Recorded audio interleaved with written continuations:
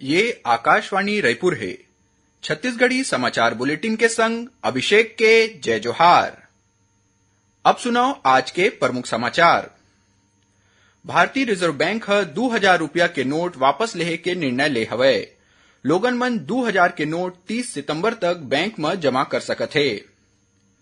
काली ले शुरू होही गोंडी बोली में आकाशवाणी के साप्ताहिक समाचार बुलेटिन। छत्तीसगढ़ के राज्यपाल विश्वभूषण हरिचंदन संझा 6:30 बजे करही वर्चुअल शुभारंभ। और अग्निवीर समेत आने आने श्रेणी में सेना भर्ती के ऑनलाइन प्रवेश परीक्षा के परिणाम होई घोषित। अब समाचार विस्तार से। भारतीय रिजर्व बैंक 2000 रुपया के नोट वापस लेहे के निर्णय ले हवे। आरबीआई कही से कि लोगन मन 2000 के नोट अपन बैंक खाता में जमा कर सकथे या ओला कोनो भी बैंक शाखा में दूसर नोट ले बदली घलो कर सकथे। फिर 2000 रुपया के नोट वैध मुद्रा के रूप में बने रही। केंद्रीय बैंक के अनुसार भारतीय रिजर्व बैंक के क्लीन नोट नीति के अनुसरण में 2000 रुपया मूल्य वर्ग के नोट ल प्रचलन ले वापस लेहे के निर्णय ले गे है। सुरैया मल्ला बता दन कि 23 मई ले ए नोट कोनो भी बैंक में एक पइत में 20,000 रुपया सीमा तक बदले जा सकथे। ए प्रक्रिया ला निश्चित समय में पूरा करे बर और लोगन मन ला पर्याप्त समय देहे बर सब्बो बैंक मन में 2000 रुपया के नोट जमा करे या बदली के सुविधा 30 सितंबर तक उपलब्ध रही। भारतीय जनता पार्टी के प्रदेश अध्यक्ष अरुण साव भारतीय रिजर्व बैंक डहर ले 2000 रुपया के नोट वापसी के फैसला के स्वागत करे है। श्री साव किहिन की 30 सितंबर तक 2000 रुपया के नोट जमा करे बर आम जनता के पास पर्याप्त समय है।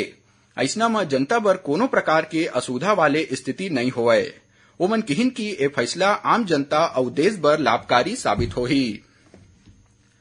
आकाशवाणी समाचार छत्तीसगढ़ में जनजातीय समुदाय के एक प्रमुख बोली गोंडी में काली 21 मई ले समाचार बुलेटिन शुरू करही।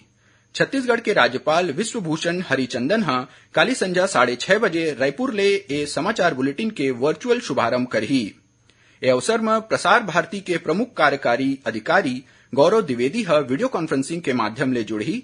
उहें आकाशवाणी के महानिदेशक डॉक्टर वसुधा गुप्ता घलो उपस्थित रही। गोंडी बोली में ए साप्ताहिक समाचार बुलेटिन जगदलपुर स्थित आकाशवाणी केंद्र ले हर इतवार संझा 6:30 बजे ले मीडियम वेव में 756 किलोहर्ट्ज फ्रीक्वेंसी ऊपर प्रसारित करे जाही, जेला बस्तर संभाग के सब्बो 7 जिला में सुने जा सकथे।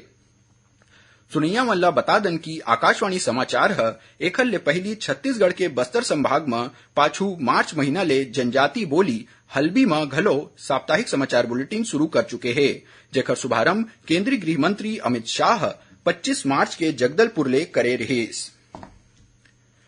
मुख्यमंत्री भूपेश बघेल काली 21 मई के पूर्व प्रधानमंत्री स्वर्गीय राजीव गांधी के पुण्यतिथि में दुर्ग जिला के पाटन में आयोजित कार्यक्रम में राजीव गांधी किसान न्याय योजना, भूमिहीन कृषि मजदूर न्याय योजना और गोधन न्याय योजना ले लाभान्वित होवैया हितग्राही मन के बैंक खाता में ऑनलाइन धनराशि डालही।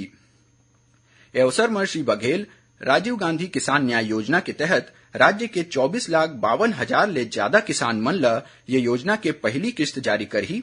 एकर तहत 1,894 करोड़ 93 लाख रुपया के राशि के ऑनलाइन अंतरण बैंक खाता मन में करे जाही। उहें मुख्यमंत्री श्री भूपेश बघेल राजीव गांधी भूमिहीन कृषि मजदूर न्याय योजना के हितग्राही मन ला चालू वित्तीय बछर के पहली किस्त के राशि जारी करही।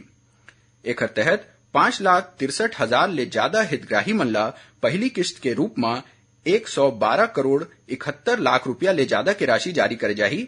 योजना के अंतर्गत प्रत्येक हितग्राही के बैंक खाता में 2000 रुपया के मान ले राशि अंतरित करे जाही।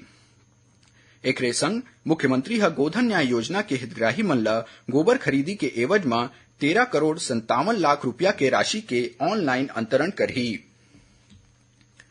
प्रदेश में मोबाइल ऐप के माध्यम ले आम नागरिक मन अब घर बैठे अपन शिकायत शासकीय विभाग तक पहुंचा सकी। मुख्यमंत्री भूपेश बघेल काली 21 मई के दुर्ग जिला के सांकरा पाटन में राखे गए कार्यक्रम में ए सारथी ऐप के शुभारंभ करही। दुर्ग जिला प्रशासन कोती ले तैयार कराए गए ए मोबाइल ऐप में नागरिक मन आसानी ले अपन शिकायत दर्ज कर सकी और ओला ट्रैक घलो कर सकी, जेकर निराकरण विभाग ला त्वरित रूप ले करना होही। उहें एक कार्यक्रम में महात्मा गांधी उद्यानिकी और वानिकी विश्वविद्यालय के प्रशासनिक और अकादमिक भवन समेत छात्रावास, अनुसंधान केंद्र, इंडोर स्टेडियम सहित आने आने निर्माण कार्य के शिलान्यास करे जाही।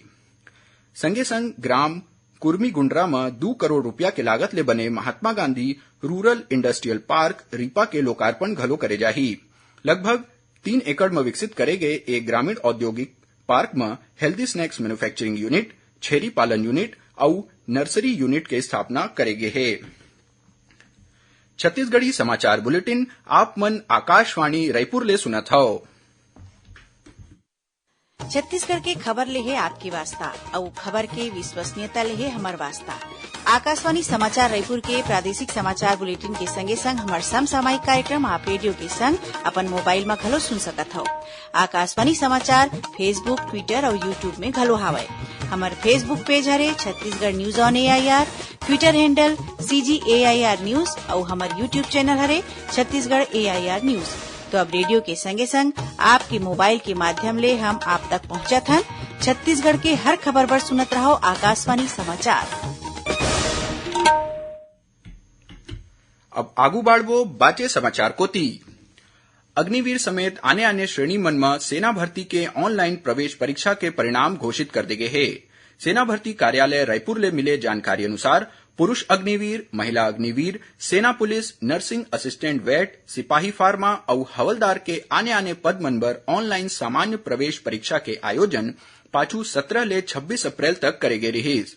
जेमा चयनित अभ्यर्थी मन अपन परीक्षा परिणाम इंडियन आर्मी के वेबसाइट में देख सकथे। संगे संग सेना भर्ती कार्यालय रायपुर के नोटिस बोर्ड में ये परीक्षा परिणाम ल घलो प्रदर्शित करे गए है। सेना भर्ती प्रक्रिया के दूसरैया चरण के जानकारी अभ्यर्थी मन ला जल्दी दे जाही। छत्तीसगढ़ संस्कृत विद्यामंडलम डहर ले आयोजित वार्षिक परीक्षा बछर 2022-23 के परिणाम जारी कर दे गए है। स्कूल शिक्षा मंत्री डॉक्टर प्रेम साय सिंह टेकाम आज रायपुर में परीक्षा परिणाम घोषित करेन। पूर्व मध्यमा और उत्तर मध्यमा के पहली और दूसरैया बछर हाई स्कूल और हायर सेकेंडरी के मुख्य परीक्षा में विद्यार्थी मन के परीक्षा परिणाम 98.34% रहिस। बिलासपुर जिला के बेलतरा क्षेत्र में बिलासपुर एसडीएम के साप्ताहिक लिंक कोर्ट के सुविधा शुरू हो गए है। एसडीएम श्रीकांत वर्मा काली तहसील कार्यालय बेलतरा में एकर कामकाज शुरू करेन, जेमा ओमन 16 मामला के सुनवाई करेन। बिलासपुर एसडीएम के लिंक कोर्ट अब हर सप्ताह के शुक्रवार के तहसील कार्यालय में लगी, जेकर ले संबंधित आदेश कलेक्टर सौरभ कुमार जारी कर दे गए है। काली इतवार के हल्बी में साप्ताहिक समाचार बुलेटिन प्रसारित करे जाही। करीब 15 मिनट अवधि के ए साप्ताहिक समाचार बुलेटिन बिहनिया 7:30 बजे ले आकाशवाणी केंद्र जगदलपुर ले प्रसारित करे जाही, जिला बस्तर संभाग में सुने जा सकी। आकाशवाणी रायपुर के प्रादेशिक समाचार एकांश डहर ले जिले की चिट्ठी कार्यक्रम के प्रसारण काली संझा 6:05 ले 6:10 तक करे जाही। ये कार्यक्रम ल छत्तीसगढ़ के जम्मू आकाशवाणी केंद्र एके संग रिले करही। ए बखत के अंक में नारायणपुर जिला के गतिविधि मन के बारे में जानकारी दे जाही। अब थोरकुन समाचार सार में। उत्तर प्रदेश में अवैया 23 मई ले 3 जून तक आयोजित तिसरैया खेलो इंडिया यूनिवर्सिटी खेल में छत्तीसगढ़ के दुर्ग स्थित हेमचंद यादव विश्वविद्यालय के 23 खिलाड़ी भाग लिही। एक खिलाड़ी मन के चयन Akhil Bharatiya all India university खेल में सबले बढ़िया प्रदर्शन के आधार में होए है। राजनांदगांव जिला के स्कूल और आंगनबाड़ी केंद्र मन बर जन भागीदारी ले स्मार्ट टीवी दान में दे जावत है। पाछू दिन टेडेसरा क्षेत्र के सरपंच मन आने आने आंगनबाड़ी केंद्र पर 22 नग टीवी दान करेन। और जांजगीर चांपा जिला के ग्राम हथनेवरा के तीर 2 ठिन गाड़ी में होए टक्कर ले 3 झिन मनखे के मौत हो गए और 1 झिन घायल हो गए है। आखिर में प्रमुख समाचार एक घाव फेर। भारतीय रिजर्व बैंक 2000 रुपया के नोट वापस लेहे के निर्णय ले हवय। लोगन मन 2000 के नोट 30 सितंबर तक बैंक में जमा कर सकत है। काली ले शुरू होही गोंडी बोली में आकाशवाणी के साप्ताहिक समाचार बुलेटिन।